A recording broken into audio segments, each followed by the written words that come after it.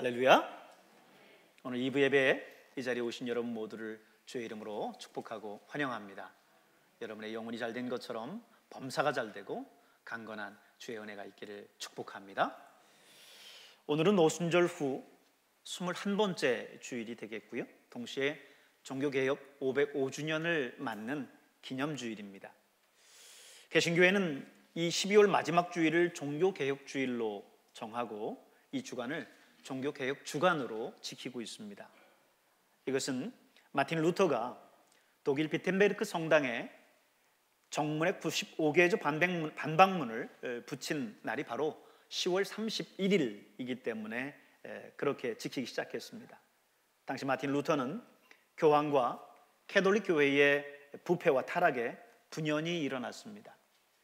교회는 스스로 변화와 개혁을 이루어 가야 된다라고 생각을 했던 것이죠. 그래서 개신교회는 프로테스탄트, 저항하는 종교입니다.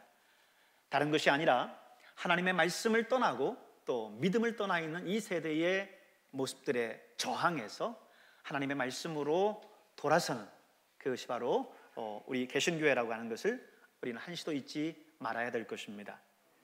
오늘날 개신교회는 끊임없이 변화와 개혁을 이루어 나가야 됩니다. 그렇다고 해서 이것이 세상의 흐름에 그대로 따라가는 것을 의미하는 게 아니에요. 이 개혁은 오히려 성경으로 돌아가는 겁니다. 하나님께서 말씀하셨었던 그 성경, 그 말씀에 비추어서 우리의 모습을 날마다 성찰하고 그 모습으로 돌아가는 거예요. 그래야 우리 개인도 살 수 있고 우리 교회도 살 수 있습니다. 그러한 의미를 되새겨보면서 보내는 종교개혁 주간이 될 수 있기를 바랍니다. 저는 그동안 느헤미야의 이야기를 계속해서 말씀을 나눴습니다. 그러면서 저는 그렇게 생각했어요. 느헤미야는 바로 이 종교개혁자들의 모습이다라고 생각을 했습니다. 끊임없이 백성의 영적인 상태들을 돌아보면서 책망하고 무너진 성을 재건하고 흩어진 이스라엘 백성들의 영적인 면을 다시 세우는 개혁자의 모습을 느헤미야를 통해서 살펴볼 수 있었습니다. 오늘은 이제 느헤미야의 모든 스토리를 마치고 신약의 삭개오의 이야기를 주목해 보려고 합니다. 삭개오의 이야기는 우리가 나눴었던 느헤미야의 이야기에 비하면 그 분량이 대단히 짧죠. 그 비중을 가늠한다면 비교할 만한 그런 인물은 아닐 겁니다. 그렇지만 그가 예수 믿고 변화받은 사람으로서 어떻게 살아갔는지, 그리고 그것이 우리 그리스도인들이 살아가야 할 삶의 모습이라고 하는 면에 있어서 대단히 이 삭개오의 모습은 중요하다라고 할 수 있습니다. 오늘 삭개오의 모습을 통해서 우리에게 주신 하나님의 음성을 듣는 귀한 이 시간이 될 수 있기를 바랍니다. 신약 성경에 등장하는 인물 가운데 성경에 기록된 분량에 비해서 우리에게 가장 잘 알려진 인물 중에 한 사람이 바로 오늘 삭개오입니다. 성경에는 오늘 본문의 이야기가 잠깐 등장하지요. 그렇지만 예수님을 믿고 구원받은 그 장면이 상당히 드라마틱하고, 또 그래서 교회 성극이나 단편극에 아주 단골처럼 자주 등장했었던 스토리, 그것이 바로 오늘 삭개오의 이야기입니다. 삭개오가 살고 있었던 마을은 여리고예요. 여리고는 하나님의 낙원이라고 하는 의미를 가지고 있습니다. 여리고는 종려나무가 울창하고 향료 생산지로 유명했기 때문에 국제적인 교역의 중심지로서 당시에 인정받았습니다. 따라서 경제적으로 상당히 부유한 도시였겠죠. 그런데 오늘 본문의 주인공인 삭개오가 바로 이 지역의 세리장이었다라는 겁니다. 당시 세리들은 부당한 이득이긴 하지만 상당한 부를 누렸습니다. 그런데 오늘 삭개오가 그 세리들 중에 세리장이었다라고 하는 것은 그가 얼마나 부유한 삶을 살고 있었는지, 소위 말해서 돈방석에 앉아 있었던 인물이었다라고 하는 것을 알 수 있는 거지요. 그러나 그럼에도 불구하고 그는 유대인들의 경멸과 비난의 대상이었습니다. 왜요? 그 당시 유대인들은 가장 경멸했던 사람들이 있었어요. 그게 누구냐면 세리와 창기였고 이방인과 죄인이었습니다.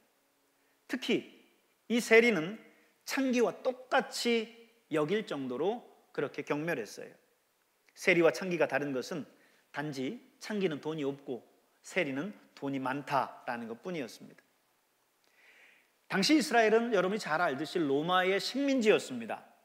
그렇기 때문에 로마 정부는 식민지였었던 이 유대 지방에서 세금을 효율적으로 거둬들여야만 됐어요. 그러다 보니 그 지역에 살아가는 그 현지인들을 관리로 삼아야 됐던 거지요. 그게 바로 세리였습니다. 그런 이 삭개오가 유대인들에게 좋은 인상을 줄 리가 없겠죠. 유대인들에게 있어서 삭개오는 민족의 고혈을 빨아먹는 민족의 반역자 중에 반역자입니다. 그런데 참 아이러니컬하게도 이 삭개오의 이름이 놀랍습니다. 삭개오는요, 순결하다, 의롭다라고 하는 의미를 가진 이름이에요. 아마도 그의 부모가 이 삭개오의 이름을 지으면서 정말 만인이 존경하는 청렴결백한 인물이 되라고 그렇게 기원하면서 이 삭개오라고 하는 이름을 지어줬을 거예요. 그런데 성인이 된 이 삭개오는 그 이름과는 정반대의 삶을 살았습니다. 그 이름의 뜻을 당시 사람들은 다 알고 있었겠지요. 삭개오라고 하는 그 이름의 뜻이 순결하다, 의롭다라고 하는 뜻을 가지고 있다는 것을 당시를 살아가는 사람들은 다 알고 있었습니다. 그래서 당시 삭개오의 이름을 부를 때마다 그들은 속으로 다들 빈정거렸을 거예요. 삭개오 좋아하고 있네. 순결하다고 지나가던 소가 웃겠다. 이름값도 못하는 게 그 이름이 아깝다 이놈아 하면서 수없이 이 삭개오를 비웃었을 겁니다. 여러분, 그렇기 때문에 오늘 우리의 이름에 맞게 우리의 삶을 살아가는 것도 대단히 중요해요. 여러분에게 이름을 지어주신 여러분의 부모님들, 그렇게 살아가라고 기도하면서 또 그렇게 여러분의 이름을 짓지 않았겠습니까? 여러분, 여러분의 삶이 이름에 합당한 그런 삶이 될 수 있기를 주님의 이름으로 축복합니다. 오늘 성경 속의 삭개오라고 하는 인물은요, 현대인의 모습을 우리에게 보여주고 있습니다. 오늘 현대인들 역시 삭개오처럼 정말 물질에 붙들려서 살아가고 있어요. 삭개오는 모든 유대인들의 비난을 받으면서도 돈이 된다면, 돈만 벌 수 있다면 비난도 상관없다. 다른 우리 민족이지만 민족의 그 고혈을 빠는 것도 괜찮다라고 생각하면서 그는 수단과 방법을 가리지 않고 돈을 모았습니다. 그런 면에서 오늘 현대인의 모습과 크게 다르지 않습니다. 오늘 자본주의 사회를 살아가는 우리들은 이 시대의 모습이 어떻다라고 하는 것을 너무나 잘 압니다. 물질을 위해서, 돈을 위해서는 무엇도 마다하지 않는 시대가 오늘의 시대 아니겠습니까? 돈은 오늘날 자본주의 사회에서 가장 큰 힘을 가지고 있는 현대인들의 우상이라고 할 수 있어요. 심리학자들이 분석한 바에 따르면 대부분의 사람들이 하루에 생각의 50%가 돈 생각을 한다는 거예요. 물론 생각에 따라서 50%가 아니라 60%, 70%, 80% 이상일 거라고 생각도 듭니다. 눈만 뜨면 돈. 아니, 꿈속에서라도 돈. 그렇게 하다가 결국 이 세상을 떠납니다. 혹자는 오늘의 시대를 황금 만능주의 시대라고 이야기를 해요. 돈이면 무엇이든지 다 되는 시대라는 거죠. 이것으로 인해서 사람들이 선과 악에 대한 감각조차도 무뎌졌어요. 돈만 벌 수 있다면, 돈만 벌 수 있고 부자만 될 수 있다면 수단과 방법을 가리지를 않습니다. 요즘 초등학교 어린이들한테 너 커서 뭐 될래? 물으면요, 옛날에는 뭐라고 했습니까? 대통령 될래요, 선생님 될래요, 의사가 될래요, 나이팅게일과 같은 그런 간호사가 될래요, 이런 이야기들이 많았어요. 그런데 요즘 아이들에게 여러분 그런 이야기를 전혀 기대하지 마십시오. 커서 뭐 될래? 그러면 돈 많이 버는 부자 될래요? 라고 이야기합니다. 수단과 방법, 그들에게는 아무런 의미가 없습니다. 돈만 벌면 되는 거예요. 물질에 대한 가치관도 없이 그저 물질을 최고로 여기면서 살아갑니다. 오늘 그것이 본문 속의 삭개오의 인생의 철학이기도 했습니다. 한 여론조사에 따르면요, 돈을 많이 벌고 있는 사람들은 대부분 부정한 방법으로 돈을 번 거다라고 생각하는 그 생각이 63%나 된다고 합니다.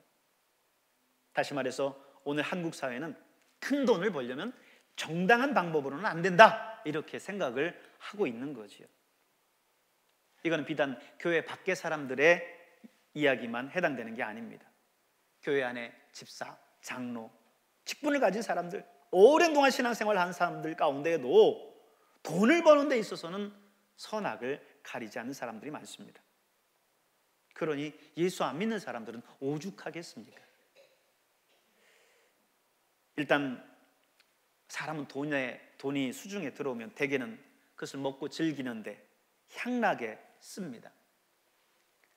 처음에는 자식들을 가르치고 삼시세끼 떼거리 하기 위해서 돈을 벌지만 그것을 넘어서 이제 내 수중에 돈이 쌓이기 시작하면 사람들은 자연스럽게 향락을 찾습니다. 강남의 향락업소들이 얼마나 여러분 번창하고 있는지 아시지 않습니까? 우리나라 최고 잘 사는 부자들이 모여 있는 곳이 강남 아니겠어요? 근데 그곳에 가장 번창하고 있는 것이 유흥업소예요. 향락업소입니다. 부정한 방법으로 돈을 버는 사람들이 쉽게 돈을 벌고 나서는 이제 한번 즐겨보자, 부족함이 없으니 즐겨보자, 유혹에 빠지게 되는 거고요. 그러다 보니 자연스럽게 그런 수요에 따라서 유흥업이 성행하는 겁니다. 그런 면에서 생각해 볼 때 오늘 삭개오는 그 누구보다도 향락을 즐기는 사람이었을 거예요. 어느 날 여리고에 예수님이 지나신다는 소문을 삭개오가 들었습니다. 당시 예수님이 이 동네에 오시기 직전에 바디메오라고 하는 소경의 눈을 예수님께서 뜨게 하셨어요. 평생 앞을 보지 못했었던 소경이 예수님을 만나서 멀쩡한 사람처럼 눈을 뜨게 되는 놀라운 기적의 역사가 나타났어요. 그 소문이 지금 여리고까지 퍼졌고 수많은 사람들이 그 예수님 얼굴 한번 보겠다라고 몰려들었습니다. 바디메오 역시 야, 그분이 누구냐 하고는 거리로 쫓아나갔던 거죠. 그런데 얼마나 사람들이 많은지 그 인파 속에서 예수님 그림자조차 찾아볼 수가 없는 겁니다. 그래서 그는 그 인근에 있는 돌감람나무 위로 올라갔어요. 소위 우리가 그동안 뽕나무 삭개오가 뽕나무 위에 올라갔다 하는 것처럼 돌감람나무 위에 올라갔어요. 오늘 이런 삭개오의 모습은 삭개오의 또 다른 면을 보여주고 있습니다. 어쩌면 삭개오는 돈 많은 부자로서 비록 유대 민족에게는 경멸의 대상이었을지는 몰라도 나름 그 사회에서 부자고 그래도 떵떵거리면서 살아가는 그런 사람이었는데 채통 없이 지금 이 돌감람나무 위로 올라가는 이 모습들을 보십시오. 예수님을 보겠다라고 하는 그 일념 하나로 감람나무 위에 올라갑니다. 어쩌면 참 천진한 모습이라고 할 수 있을 겁니다. 어린아이와 같은 그런 모습을 가지고 있어요. 사람이 아무리 악하다고 해도요 100% 악하지는 않습니다. 아무리 착하다고 해도요 100% 착하지는 않습니다. 삭개오의 그 내면 속에 그가 늘 물질에 휩싸여서 돈만 번다면 모든 사람들의 비난의 대상이 되고도 그리고 수단과 방법을 가리지 않고 돈을 벌어왔지만 그 내면 속에 진리에 대한 갈급함이 있었던 거지요. 어린아이와 같은 그 순전한 모습, 예수님을 보고 싶다라고 하는, 하나님 나라를 선포했었던 그 하나님의 사람을 보고 싶다라고 하는 그 순수한 모습으로 그는 돌감람나무 위에 올라갔어요. 뽕나무 위로 올라가는 그 적극적인 행동을 이 삭개오의 그 천진한, 그 순수한 어린아이와 같은 그 믿음 속에서 그게 나타나게 된 거죠. 유명한 종교개혁자인 칼빈은요 어린아이와 같은 호기심과 단순성은 믿음의 준비 단계다, 이렇게 얘기했습니다. 여러분, 칼빈은 대단한 석학입니다. 그런데 그가 이야기하기를 믿음의 준비 단계는 지식이 아니요 어린아이와 같은 호기심과 단순합니다. 하나님의 말씀에 대한 순전한 마음을 가지고 다가서는 것이요, 어떤 말을 해도 정말 스펀지와 같이 쫙 그 물을 빨아들이듯이 하나님의 말씀을 빨아들이는 그런 순수한 순전한 그 마음, 그것이 믿음의 준비 단계다라는 거예요. 사랑하는 여러분, 여러분 안에 지적인 그런 욕구도 있을 수 있습니다. 그러나 그것보다, 그 무엇보다 여러분 안에 어린아이와 같은 그 순수한 순전한 믿음이 있기를 축복합니다. 그래서 하나님의 말씀을 들을 때에 아멘, 아멘, 그렇습니다, 저도 그렇게 하겠습니다, 그 말씀이 내 말씀이 되기를 원합니다 라고 하는 간절한 마음이 여러분 안에 있기를 바랍니다. 오늘 삭개오는 돌감람나무 위로 올라가서 예수님에 대한 그 간절함을 표현했습니다. 예수님은 그런 삭개오의 마음을 간파하셨어요. 그리고 가시던 발걸음을 멈추고 삭개오를 부릅니다. 삭개오야, 내려오라. 삭개오야, 내려오라. 삭개오는 뜻밖의 예수님이 자신을 보시고 내려오라고 하는 그 말씀에 놀라서 주님 앞에 가서 발 앞에 엎드립니다. 그러자 주님은 삭개오에게 내가 오늘 밤 너희 집에 유하여야겠다, 내가 너희 집에 오늘 머물겠다, 이렇게 말씀해요.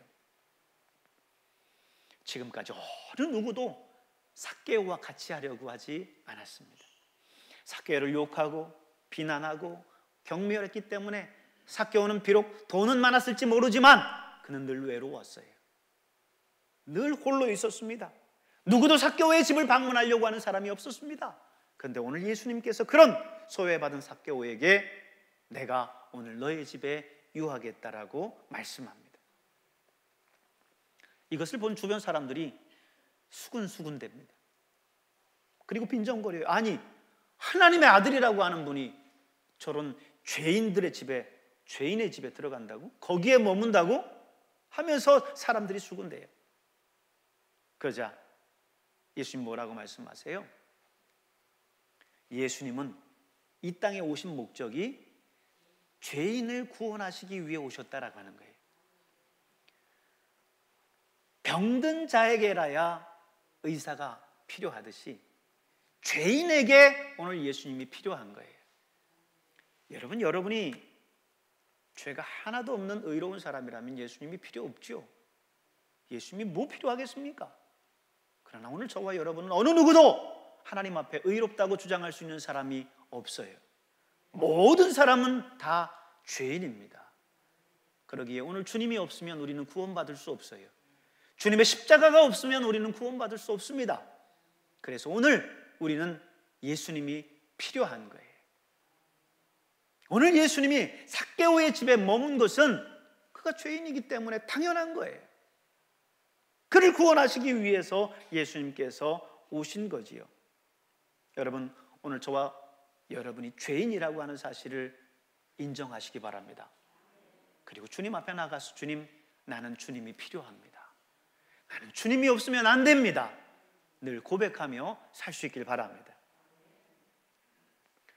예수님을 자기 집에 모시게 된 삭개오는 놀라운 변화의 모습을 보이기 시작했어요. 예수님이 자기 집에 온다고 생각하니까 삭개오는 가슴이 뛰는 거예요. 누구도 자기를 반겨주지 않았었는데 하나님의 아들이라고 하는 그 예수님이 내 집에 오겠다는 거예요. 삭개오는 가슴 깊은 곳에서부터 뜨거움을 느꼈어요. 그리고 주님 앞에 다짐합니다. 8절의 말씀을 보십시오. 주여 보시옵소서, 내 소유의 절반을 가난한 자들에게 주겠습니다. 만일 누구의 것을 속여 빼앗은 일이 있으면 네 갑절이나 갚겠습니다. 이렇게 이야기를 합니다. 여러분, 이건 기적 중에 기적이에요. 돈에 매여서 종이 되어 있었던 그가 이제 예수님을 만나고 나서 전혀 새로운 사람으로 지금 바뀐 거예요. 돈을 위해서라면 수단과 방법을 가리지 않았던 사람입니다. 사람들이 나를 누구라 하든 뭐라 하든 욕을 하든 상관없이 돈만 벌면 된다라고 생각했었던 그런 삭개오입니다. 그런데 그렇게 벌었었던 그 돈을 내가 가난한 사람들을 위해서 절반을 다 주겠습니다. 이렇게 이야기를 합니다. 예수님은 부자가 천국에 들어가는 것은 낙타가 바늘기로 들어가는 것보다 어렵다고 하셨어요. 그것은 부자가 다 그렇다는 얘기가 아니라 돈에 노예가 되어 있고 돈에 묶여 있는 자들은 바로 그렇다라고 하는 거예요. 그런데 오늘 그랬었던 삭개오가 지금 변화된 거예요. 불가능해 보였었던 이 놀라운 역사가 삶의 현장 가운데 일어났습니다. 고린도후서 5장 17절, 우리가 잘 아는 말씀이죠. 같이 한번 읽을까요? 그런즉 누구든지 그리스도 안에 있으면 새로운 피조물이라. 이전 것은 지나갔으니 보라 새 것이 되었도다. 아멘. 오늘 삭개오는 전혀 새로운 사람이 됐어요. 과거의 옛사람의 모습을 버렸습니다. 새로운 피조물로서 그는 거듭났어요. 놀라운 것은 그에게 예수 믿는 증거가 당장 나타났다는 거죠. 우리가 교회 생활을 10년을 하고 평생을 했어도 내가 구원 받았는지 안 받았는지 몰라서 살아가는 때도 많은데 삭개오의 증거는 너무나 분명합니다. 그 첫 번째가 뭐예요? 분명한 회개입니다. 내가 지금 다른 사람들을 속여 빼앗은 것이 있으면 주님 4배를 갚겠습니다. 지금 이렇게 얘기하면서 자기가 살아왔었던 그 삶의 길이 잘못된 길이라는 걸 알고 돌이켜서 이제는 그 모든 것들을 버리고 믿음으로 살아가겠다고 결단하는 거지요. 여러분, 사실 유대 법에 의하면요, 이렇게 착취한 거에 대해서는 5분의 1만 더하면 법적인 보상의 의무는 다 하는 거예요. 예를 들어서 10만 원을 내가 착취했어요. 그러면 5분의 1을 더해서 12만 원만 돌려주면 법적인 그 의무들을 다 했기 때문에 괜찮아요. 근데 오늘 삭개오는 뭐예요? 내가 10만 원 착취했으면 4배를 더해서 40만 원을 내가 그 사람에게 돌려주겠습니다 라고 지금 이야기를 하고 있는 겁니다. 철저한 회개를 하고 있는 거지요. 게다가 그것도 부족해서 내 가진 재산의 절반을 나누어서 가난한 이웃을 돕겠습니다, 이렇게 얘기합니다. 여러분, 지금 이 삭개오의 결단이 의미하는 바가 무엇일까요? 한마디로 말하면 그동안 쫓아왔었던 그 물질에 대한 그 관점이 달라졌다는 거예요. 우선순위가 달라졌다는 겁니다. 진정으로 내 인생에 가치 있는 것이 무엇인지를 그가 발견한 거예요. 그는 남의 것을 착취해서 자신의 거로 만드는 데 급급했던 사람이에요. 그런데 예수님을 만나고부터는 오히려 자신의 것을 털어서 다른 사람에게 나누어 주는 것이 그에게 기쁨이 되고 있어요. 그는 다른 사람에게 입힌 손해나 고통에 대해서는 전혀 관심이 없어요. 그런데 예수님을 만나고 나서는 이제는 그 고통을 덜어주려고, 싸매어주려고 합니다. 지금까지 그는 하나님이 자신에 대해서 어떻게 생각하는가, 이거에 관심이 없었어요. 그런데 이제 예수님을 만나고부터는 하나님이 도대체 날 통해서 하고자 원하는 것이 무엇인가, 그거에 관심을 쏟고 있습니다. 얼마나 많이 변했어요. 삭개오는 그런 사람이 아니었어요. 완전히 새로운 피조물로서 바뀌었습니다. 정말 그런 걸 보면 예수님은 대단한 분이에요. 우리의 인생 가운데 와서 바뀔 수 없을 것 같은 그 사람을 바꿔놓는 그런 위대한 분이십니다. 여러분, 사실 사람들이 고통받는 근본적인 그런 문제는요, 돈이 없어서가 아니에요. 그저 돈을 쫓다가 돈의 노예가 돼서 혹사를 당하는 것이지 실제로 돈이 없어서 고통당하는 게 아닙니다. 돈이 없으면 돈이 없는 대로, 돈이 있으면 있는 대로 고통을 받습니다. 거기에서 해방되지 않는 한 아무리 부유하다 할지라도 그는 그 노예가 되어서 끌려만 다니는 거예요. 우리가 잘 아는 세계적인 거부 존 록펠러가 있습니다. 그는 이렇게 이야기를 해요. 나는 1000만 불을 모아봤지만 그것이 나에게 행복을 주지 않았습니다. 그렇게 얘기했어요. 자동차의 왕이라고 불러진 헨리 포드는 돈과 행복과는 아무런 관계가 없습니다. 내가 가장 행복했었던 것은 젊어서 자동차 정비공으로 일할 때였습니다. 이렇게 이야기를 했어요. 최고의 부를 누려본 사람들 역시 돈이 행복과 아무런 관계가 없다는 사실을 고백합니다. 교통사고로 숨진 한 여성의 이야기를 나누려고 합니다. 헨리 포드나 존 록펠러 같은 이야기를 하니까 그 사람들은 나와 굉장히 거리가 먼 사람들처럼 여겨지죠. 부모 친척 하나 없는 천의 고아의 오누이가 있었어요. 이들은 결혼도 하지 않고 동냥에서부터 시작해서 구두 닦기 그리고 쌀 배달까지 가리지 않고 일을 했습니다. 그러면서 돈을 모았어요. 차곡차곡 적금했습니다. 그래서 전국에서 가장 성실한 저축왕으로 뽑히기까지 했어요.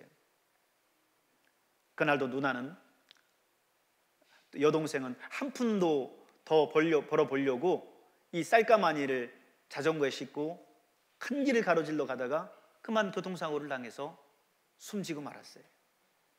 이 사건이 알려지니까 각계에 있는 사람들이 그걸 불쌍히 여겨서 한 번 얼굴도 보지 못한 사람들이 찾아와서 빈소에서 조이김을 줍니다. 그때 오빠가 이 부의 봉투를 받아 들고는 이놈의 돈 때문에 하면서 그 부의금을 다 찢어 버렸다는 거예요. 돈이 전부인 줄 알고 그것만을 향해서 앞뒤 가리지 않고 그렇게 달려왔는데 그 결과가 이것이다 생각하니까 너무너무 서러운 거예요. 펑펑 울었다는 겁니다. 여러분, 종교개혁자인 마틴 루터는 이런 이야기를 했어요.